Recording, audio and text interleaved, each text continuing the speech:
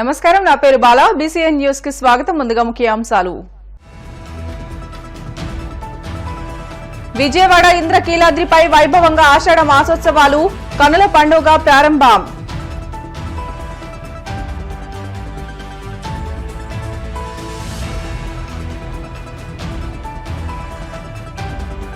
ఢిల్లీ నుంచి హైదరాబాద్ చేరుకున్న ఏపీ ముఖ్యమంత్రి నారా చంద్రబాబు, ఘన స్వాగతం పలికిన కార్యకర్తలు, నాయకులు.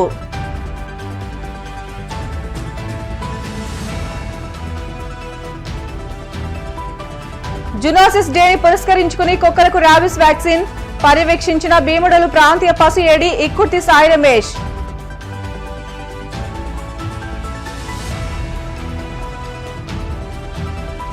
ఏపీ తెలంగాణ ముఖ్యమంత్రుల భేటీపై స్పందించిన బీజేపీ ఎంపీ లక్ష్మణ్, విభజన హామీలను సామరస్యంగా పరిష్కరించుకోవాలని సూచన. విజయవాడలోని ఇంద్రకీలాద్రిపై కొలువైన దుర్గా మల్లేశ్వర స్వామి ఆలయంలో ఆషాఢ మాసోత్సవాలు, కనుల పండుగ ప్రారంభమయ్యాయి. ఆషాఢ మాసం మొదటి రోజు దేవస్థానం వైదిక కమిటీ, దేవస్థానం సిబ్బంది ఆషాఢ మాసం తొలిసారిను అమ్మకు సమర్పించారు. ఈ సందర్భంగా భక్తులు అధిక సంఖ్యలో పాల్గొని అమ్మవారికి ఆషాఢ శార సమర్పించి మొక్కులు చెల్లించుకున్నారు. ఈ కార్యక్రమాన్ని ఆలయ ఈవో రామారావు, అర్చకులు, వైదిక కమిటీ సభ్యులు, దేవస్థానం సిబ్బంది దగ్గరుండి పర్యవేక్షించారు. ఆషాఢ మాసం మొత్తం అమ్మవారి సన్నిధి కలకల్లాడనుంది. దయార్ద్ర కలిగినటువంటి దుర్గా అమ్మవారికి ఈ ఆషాఢ మాసంలో వారాహి నవరాత్రోత్సవ మాసం. ఈ మాసంలో గనక అమ్మవారికి సౌమంగళ్య ద్రవ్యములు గనక సమర్పిస్తే శాంతి స్వరూపంగా మనకి అనుగ్రహించి సకల సౌభాగ్యాన్ని ఇస్తుంది, పాడి పంటలు పండింపజేస్తుంది.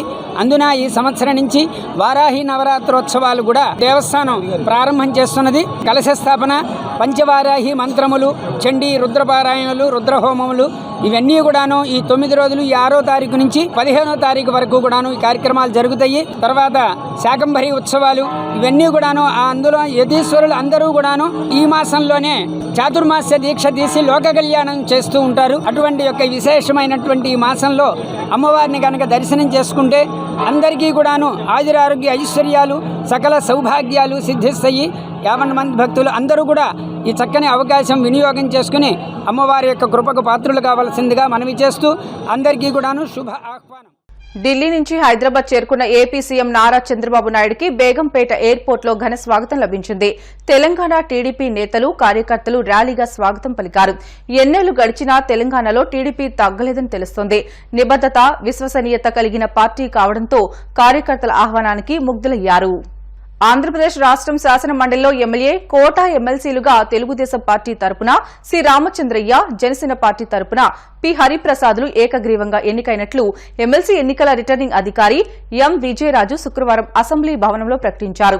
ఎమ్మెల్యే కోటా కింద రాష్ట్ర శాసన మండలిలో ఖాళీ అయిన 2 స్థానాల భర్తీకి నామినేషన్ల ఉపసంహరణ గడువు శుక్రవారంతో ముగియడంతో కేవలం 2 అభ్యర్థులు అనగా సి రామచంద్రయ్య, పి హరిప్రసాద్లు మాత్రమే నామినేషన్లు దాఖలు చేయడంతో 2 అభ్యర్థులు ఏకగ్రీవంగా ఎన్నికైనట్లు రిటర్నింగ్ అధికారి విజయరాజు ప్రకటించారు.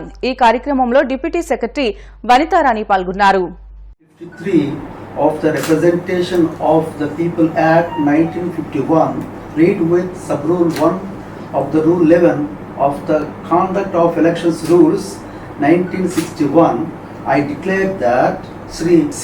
Ramachandraya and Sri Pidugu Hariprasad has been duly elected. Zoonosis డేని పురస్కరించుకుని పశుసంవర్ధక శాఖ భీముడోలు ఏడీఏ కార్యాలయ పరిధిలోని 4 మండలాల్లో కుక్కలకు ఉచిత ర్యాబిస్ వ్యాక్సిన్ వేశారు. ఈ సందర్భంగా ఏలూరు జిల్లా భీముడోలు ప్రాంతీయ పశు వైద్యశాలకు చెందిన ఏడీ డాక్టర్ ఇక్కుర్తి సాయి రమేష్ మాట్లాడుతూ కార్యాలయ పరిధిలోని పశు వైద్యశాలలు, రూరల్ లైవ్ స్టాక్ పాయింట్ల వద్ద వ్యాక్సిన్ వేసే కార్యక్రమం శనివారం ఉదయం కొనసాగుతుందని తెలిపారు. ఈ సందర్భంగా భీముడోలు, ఉంగుటూరు, నిడమర్రు, ద్వారకా, తిరుమల మండలాల పరిధిలోని కుక్కలకు ఉచిత వ్యాక్సినేషన్ కార్యక్రమం చేపట్టినట్లు తెలిపారు. జునోసిస్ 285 రకాల వ్యాధులకు కారణమయ్యే అవకాశం ఉన్న నేపథ్యంలో ప్రతి ఒక్కరూ శునకాలకు, ఇతర పెంపుడు జంతువులకు వ్యాక్సిన్ వేసే కార్యక్రమాన్ని వినియోగించుకోవాలని కోరారు.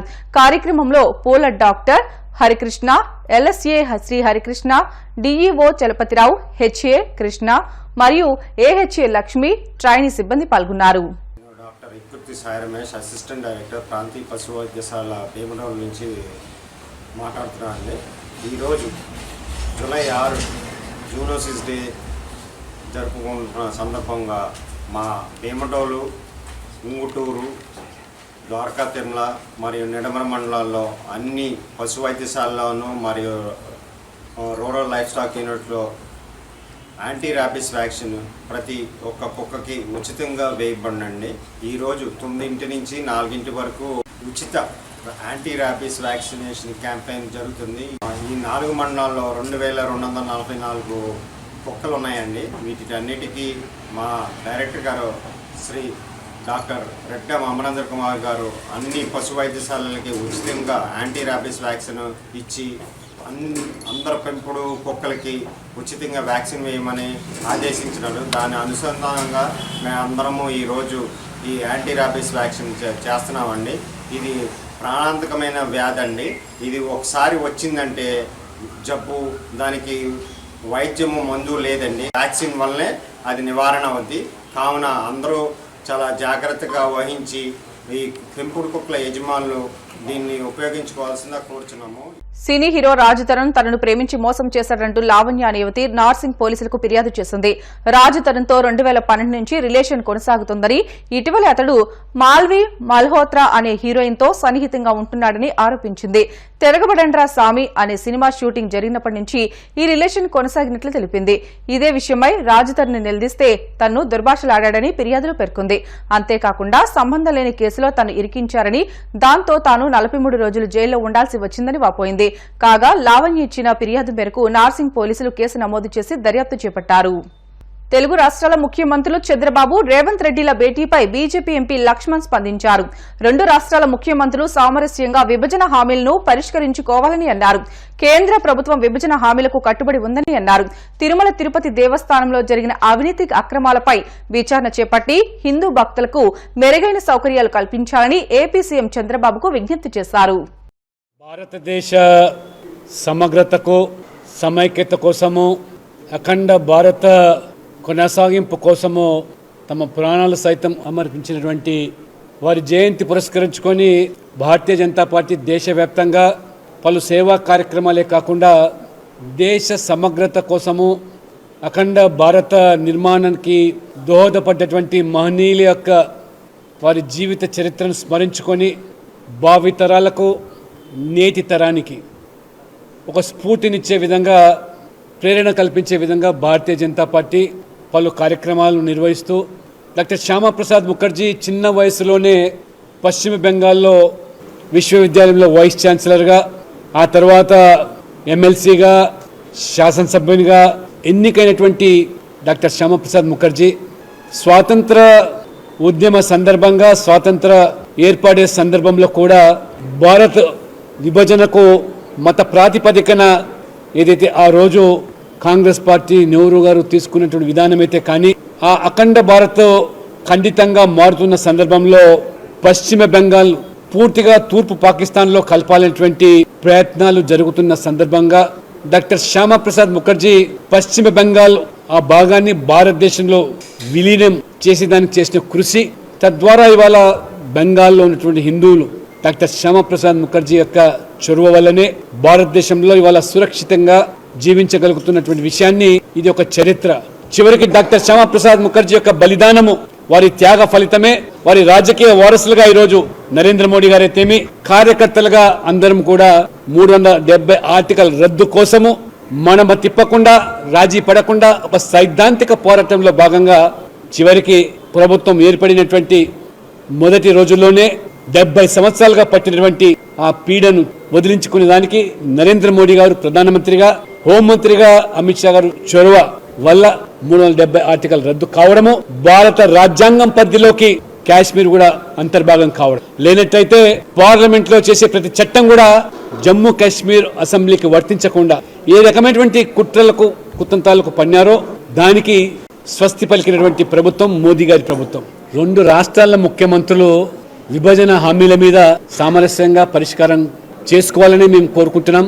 కాబట్టి సమస్యలన్నీ కూడా చర్చల ద్వారా సానుకూలమైన విధానంలోనే పరిష్కారం చేయబడతాయి తప్పితే ప్రజలను ప్రాంతీయ తత్వం పేరు మీద రెచ్చగొట్టి ఆ రకంగా రాజకీయ పబ్బం గడుపుకోవడం భావ్యం కాదు. ఇప్పటికైనా కేంద్రం అన్ని విధాలుగా కూడా 2 రాష్ట్రాల అభివృద్ధి, తెలుగు ప్రజల అభివృద్ధికి కట్టుబడి ఉంది. నరేంద్ర మోడీ గారు రాజకీయాలు ఎన్నికల వరకే, ఎన్నికల తర్వాత అన్ని రాష్ట్రాల సమగ్ర అభివృద్ధి కోసం దోహదపడేటువంటి ప్రభుత్వం మోదీ ప్రభుత్వం. అన్ని పార్టీలు కూడా ఓటు బ్యాంక్ రాజకీయాల్లో భాగంగా హిందూ వ్యతిరేక విధానాలను ఏదైతే ఇవాళ చేపడుతూ ఆర్ఎస్ఎస్ పట్ల విషం చిమ్ముతున్నారో, ఒక బాధ్యత రాజ్యసభ సభ్యునిగా ఆంధ్రప్రదేశ్లో మరి ఈరోజు కలియుగ దైవంగా కొనియాడబడేటువంటి వెంకటేశ్వర స్వామి యొక్క ఆ తిరుపతి పుణ్యక్షేత్రాన్ని పూర్తిగా హిందువులందరూ కూడా ఆర్య దైవంగా భావించేటువంటి వెంకటేశ్వర స్వామిని ఆ పవిత్రతను కాపాడాలని గత ప్రభుత్వము ఏ రకంగా హిందువుల మనోభావాలు గాయపరిచే విధంగా చేపట్టే కార్యక్రమాలు వాటన్నీ కూడా చంద్రబాబు నాయుడు గారు సమగ్రమైనటువంటి విచారణ జరిపించి ఆ పుణ్యక్షేత్రాన్ని హిందువుల మనోభావాలను కాపాడాలని ఒక బహిరంగ లేఖ చంద్రబాబు నాయుడు గారికి రాయడం జరిగింది. తప్పకుండా తిరుపతి ఆ యొక్క పవిత్రను కాపాడడానికి భారతీయ జనతా పార్టీ పూర్తిగా మరి కట్టుబడిందని చెప్పి కూడా ఈ సందర్భంగా తెలియజేస్తూ పలు చర్యలు తీసుకోవాల్సిందిగా తప్పకుండా దానికి కావాల్సిన బాధ్యత ముఖ్యమంత్రిగా చంద్రబాబు నాయుడు గారి ఉందని చెప్పి ఒక బహిరంగ లేఖను విడుదల చేస్తున్నాం. దయచేసి విలేకరులు దాన్ని పరిగణలోకి తీసుకోవాల్సి కోరుతాను. బెటర్ షార్ట్ బ్రేక్ తీసుకుందాం. Stay with us.